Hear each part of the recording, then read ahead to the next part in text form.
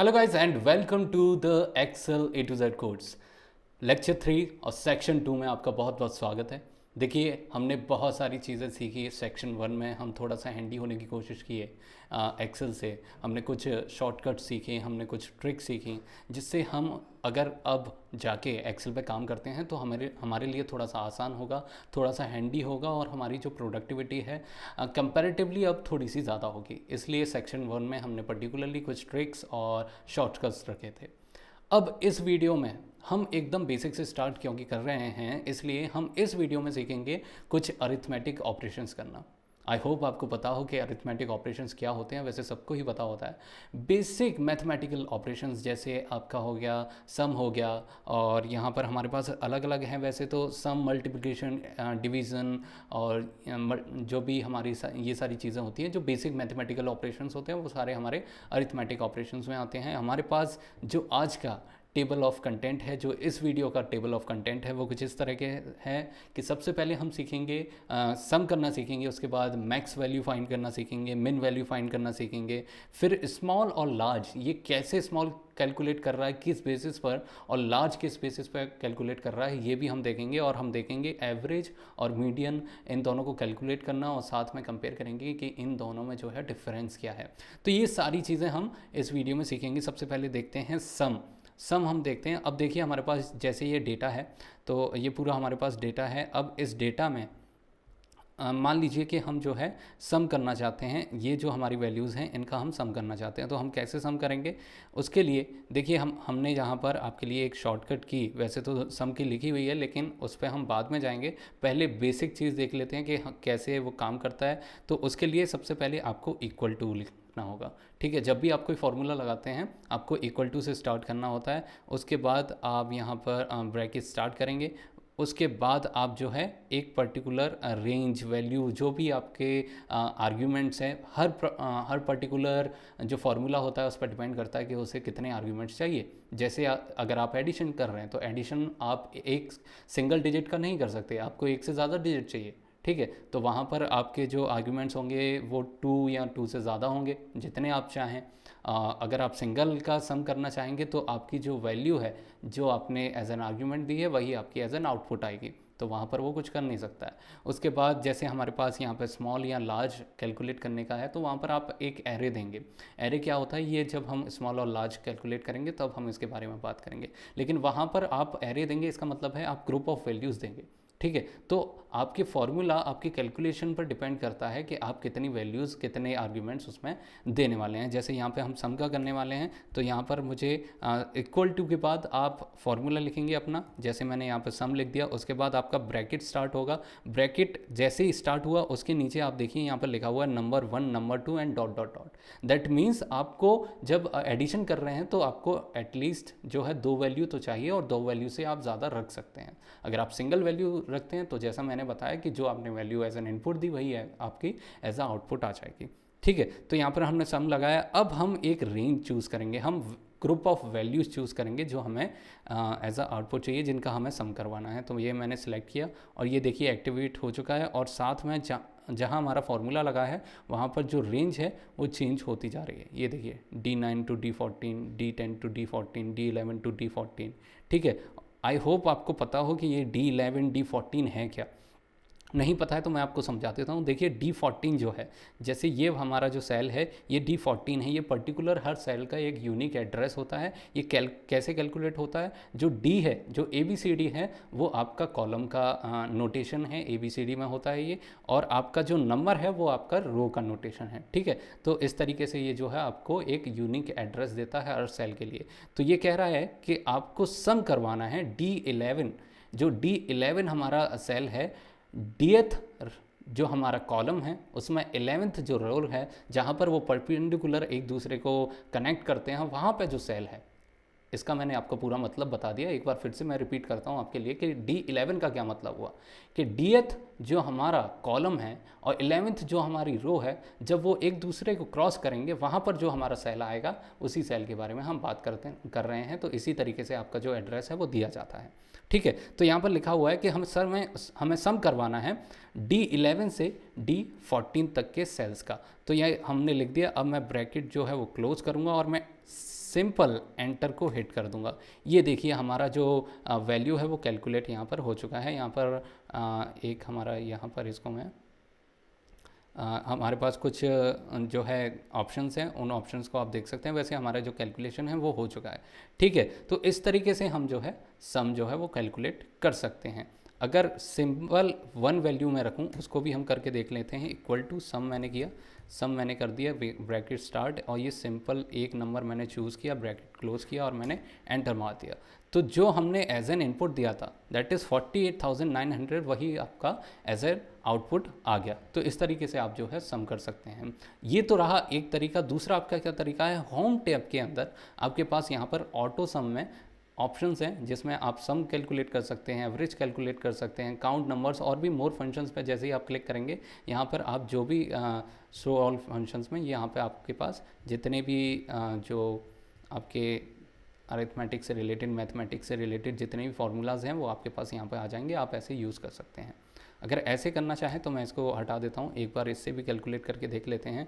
Auto सम पे हमने click किया, यहाँ पर सम पे क्लिक किया, तो वो जितनी भी वैल्यूज़ थी उस पर्टिकुलर रो में, उसने उस पर्टिकुलर कॉलम में उसने वो सारी सिलेक्ट कर ली। और यहाँ से आप जो है उसको डिससेलेक्ट भी कर सकते हैं। ये देखिए जितना आप चाहें उसको मैनुअली सिलेक्ट कर सकते हैं, लेकिन जब आप यहाँ से फार्मूला को जैसे क्लिक करेंगे वो ऑटोमेटिकली उस पर्टिकुलर कॉलम की जितने भी उस फार्मूला से ऊपर जितने भी वैल्यूज़ हैं उन सबको जो है सेलेक्ट कर लेगा। अब जैसे ही मैं एंटर करता हूँ यहाँ पर हमारे पास जो हमारा नंबर है वो हमारे पास आ जाएगा, ठीक है।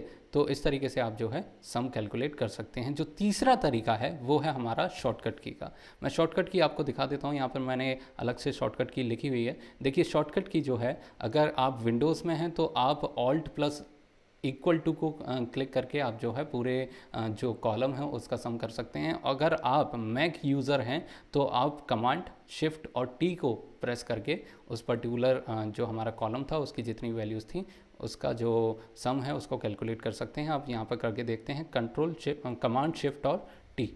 ये देखिए जैसे ही मैंने क्लिक किया और ये हमारा पूरा कैलकुलेट होके आ गया, ठीक है। तो इस तरीके से आप जो है अपनी प्रोडक्टिविटी इंक्रीज़ कर सकते हैं। आप ज़्यादा से ज़्यादा जो फ्रीक्वेंट आपके ऑपरेशंस होते हैं उनकी शॉर्टकट की जो है आप ढूंढने की कोशिश करें। वैसे हमने इस कोर्स के साथ 2 ई-बुक जो है वो ज्वाइन की है, जिसमें एक हमारा शॉर्टकट्स का है जिसमें 200 प्लस हमने शॉर्टकट्स जो है इंक्लूड किए हैं, और साथ में हमारा फार्मूलाज का है जिसमें हमने 500 प्लस फार्मूलाज को इंक्लूड किया है। तो वो वर्कशीट आप डाउनलोड करके उसमें भी देख सकते हैं कि इन पर्टिकुलर जो ऑपरेशंस हैं उनका शॉर्टकट की क्या होता है, ठीक है।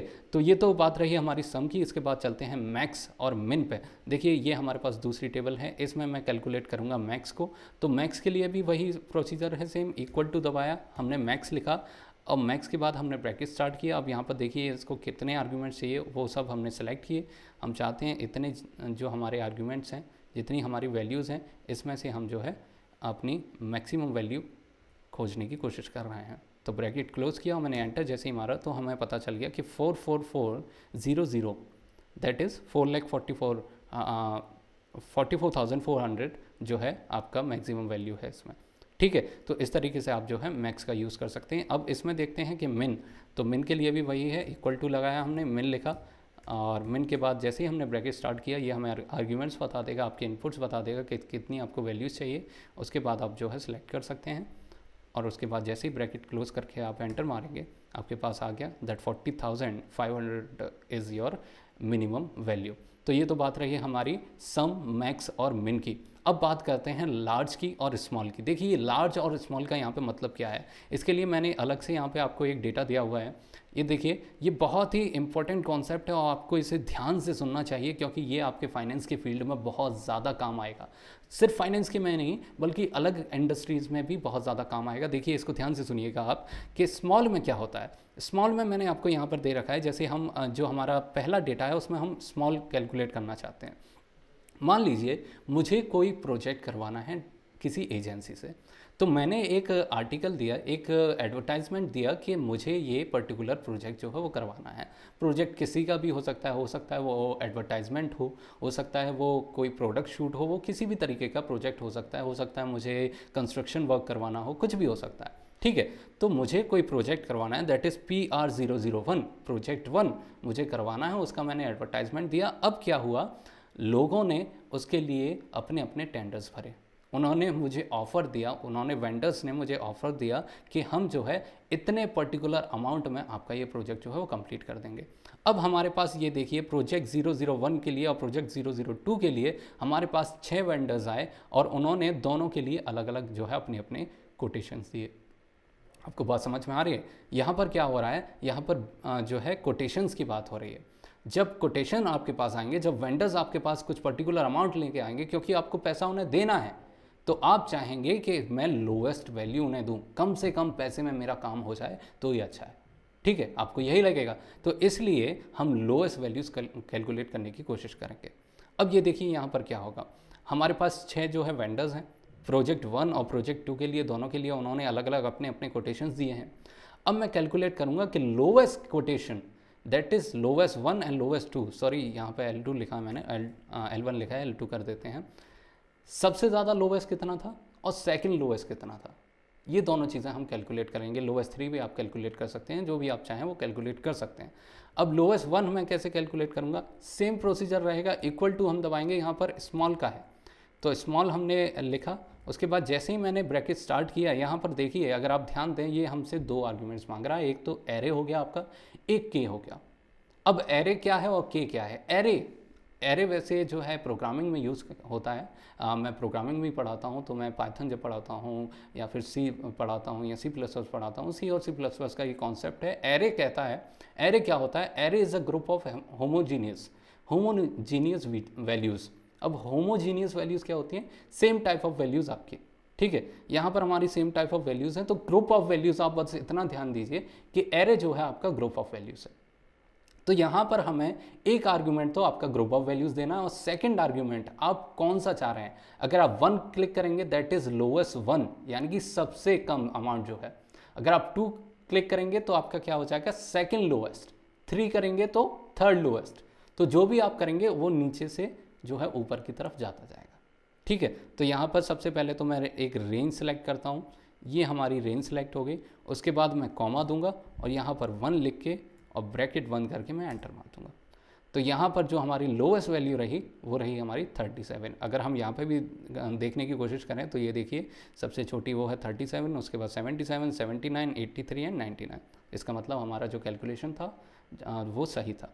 अब लोएस्ट 2 को अगर कैलकुलेट करें तो वही प्रोसीजर, स्मॉल लिखा हमने, उसके बाद ब्रैकेट स्टार्ट किया, तो एरे में हमने ये पूरा सेलेक्ट कर लिया और यहाँ पर कॉमा देखें हमने सेकंड लोएस्ट, तो यहाँ पर हमारा आना चाहिए 77। तो 77 हमारा आ चुका है।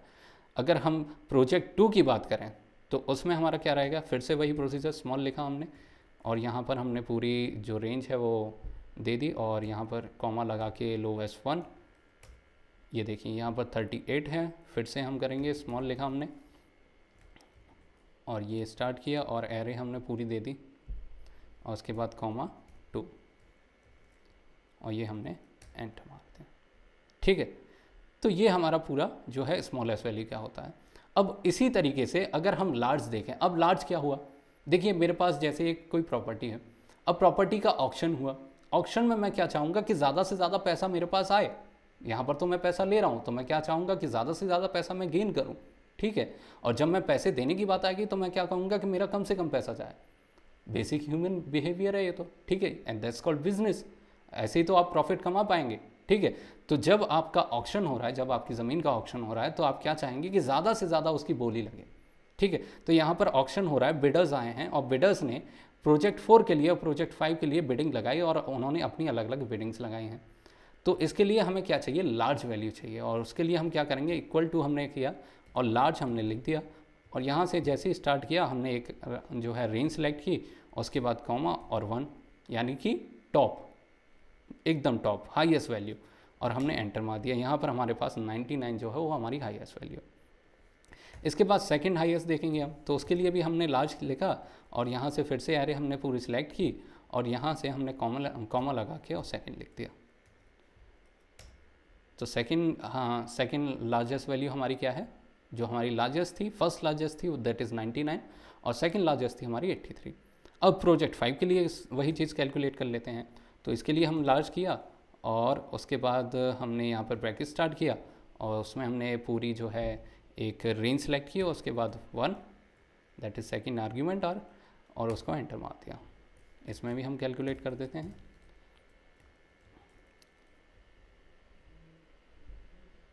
और यहाँ पर हमने कॉमा लगा के 2, और ये हमने एंटर मार दिया।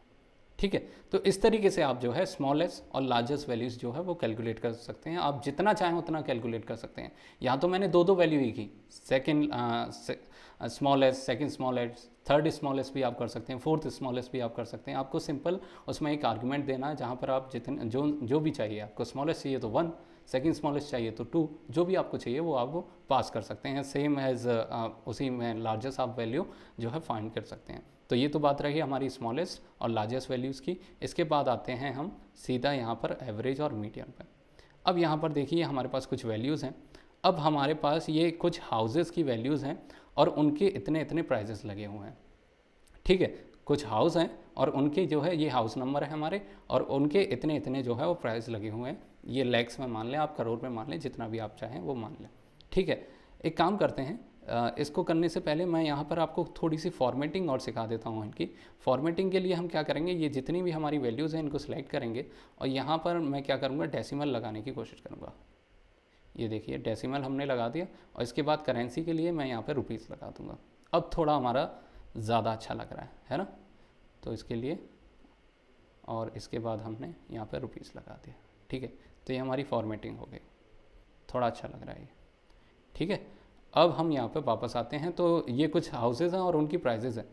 अगर आप इस पर ध्यान दें तो यहाँ पर एक जो है हमारा आउटलायर है। आउटलायर मतलब आपके जो वैल्यूज़ हैं वो तो एक जगह लाई कर रहे हैं, और एक आपकी वैल्यू ऐसी है जो बहुत दूर लाई कर रहे हैं। बाकी की वैल्यूज़ जो हैं वो आसपास लाई कर रही हैं, बल्कि एक जो वैल्यू है वो बहुत दूर लाई कर रही है। तो ये हमारा हो गया आउटलायर। अगर हम इसका एवरेज कैलकुलेट करते हैं तो ये देखिए equal to average, bracket start, और यहाँ पर हमें पूरी रेंज देनी है। ये हमने रेंज दी और इसको क्लोज़ किया और एंटर मार दिया। तो ये हमारा पर्टिकुलर एक जो है एवरेज आया है। लेकिन ये तो नाइंसाफ़ी हुई, क्योंकि यहाँ पर देखिए हमारा जो एक हाउस है उसकी तो बहुत ज़्यादा वैल्यू है, बाकी सबकी आसपास है। तो ये एवरेज से कैलकुलेट करना सही नहीं रहेगा।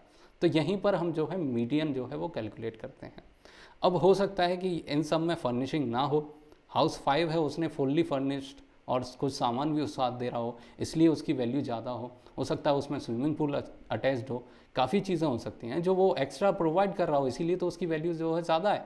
तो अगर हम सारे हाउसेस की एवरेज वैल्यू कैलकुलेट करेंगे तो ये तो गलत होगा, उस पर्टिकुलर के साथ गलत होगा। तो यहाँ पर हम मीडियन कैलकुलेट करते हैं। तो मीडियन कैलकुलेट करने के लिए इक्वल टू मीडियन हम यहाँ पे लिख देंगे, और मीडियन के लिए हमने पूरी रेंज ली, इसको क्लोज़ किया और एंटर मार दिया। ये देखिए अब आप हमारे पास आया जो है 73। ठीक है, तो इस तरीके से आप जो है, अब इन दोनों में डिफरेंस क्या था, एवरेज में क्या डिफरेंस था, मीडियन में क्या डिफरेंस था, इसके लिए यूट्यूब पर बहुत सारी स्टैटिस्टिक्स की वीडियोस हैं, तो वो आप देख सकते हैं, आपको पता चल जाएगा, पूरे आपके कॉन्सेप्ट जो है क्लियर हो जाएंगे। यहाँ पर हम एक्सेल के लिए हैं तो हम एक्सेल पे ही यहाँ पर ध्यान देंगे। तो ये सारी चीज़ें हमारी हो गई। हमने सीखा कि कैसे हम सम कैलकुलेट कर सकते हैं, मैक्स कैसे निकाल सकते हैं, मिन कैसे निकाल सकते हैं, स्मॉलेस्ट वैल्यूज़ हमने निकाली, 2 वैल्यूज़ निकाली, लार्जेस्ट 2 वैल्यूज़ निकाली, साथ में हमने एवरेज भी कैलकुलेट किया और मीडियन में कैलकुलेट किया। हमने बहुत सारे जो अरिथमेटिक ऑपरेशंस थे वो परफॉर्म किए। ये जो शीट है जिसमें मैंने ये सारी चीज़ें परफॉर्म की हैं, साथ में हमने यहाँ पर कुछ जो सम का शॉर्टकट की है, अलाइनमेंट्स का शॉर्टकट की है, वो भी मैंने यहाँ पे लिख दिया आपके फ़ायदे के लिए, थोड़ा सा आपका ईज़ हो जाए इसके लिए। तो ये जो शीट है आपको लेक्चर के डिस्क्रिप्शन में मिल जाएगी, आप इससे रेफरेंस लेके और अपनी सारी चीज़ें देख सकते हैं। ठीक है, तो इस वीडियो में बस इतना ही, मिलते हैं अगली वीडियो में। Thank you for watching.